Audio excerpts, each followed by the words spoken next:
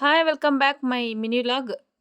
ಇವತ್ತು ಮಾರ್ನಿಂಗೇ ಪೂಜೆ ಆಗಿತ್ತು. ಸ್ನಾನ ಮಾಡಿ ಪೂಜೆ ಮುಗಿಸ್ಕೊಂಡು ನೆಕ್ಸ್ಟು ಪಾರ್ಲರ್ ಕಡೆ ಹೊರಟೆ.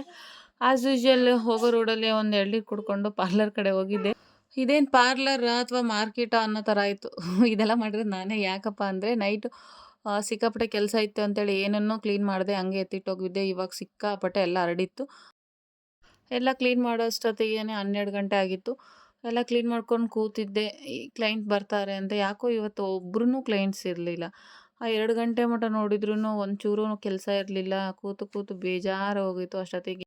ನಮ್ಮ ಬಾಸು ರೆಡಿ ಇರು, ಪಾರ್ಲರ್ ಹತ್ರ ಬರ್ತೀನಿ, ಎಲ್ಲಾದರೂ ಊಟಕ್ಕೆ ಹೋಗೋಣ ಅಂತ ಹೇಳಿದರು. ಹ್ಞೂ ಅಂತ ಹೇಳಿದೆ. ಗೊತ್ತಲ್ಲ, ಎಲ್ಲರೂ ಹೊರಗಡೆ ಹೋಗೋಣ ಅಂದ್ರೆ ನನಗಂತೂ ಸಿಕ್ಕಾಪಟ್ಟೆ ಖುಷಿ ಆಗ್ಬಿಡುತ್ತೆ. ಆದರೂ ರೆಡಿ ಅಂತ ಹೇಳಿ ಹೊರಟ್ವಿ. ಎಲ್ಲೂ ಹೋಗೋಕ್ಕಾಗಲಿಲ್ಲ. ನನ್ನ ಮಗನ ನೋಡ್ಬೇಕಂತೇಳಿ ಮನೆಗೆ ಹೋದ್ರೆ ಮಗ ನೋಡ್ರಿ ಏನಂತ. ಪಾಪು ಅಮ್ಮ ಬೇಡ, ಯಾಕೆ?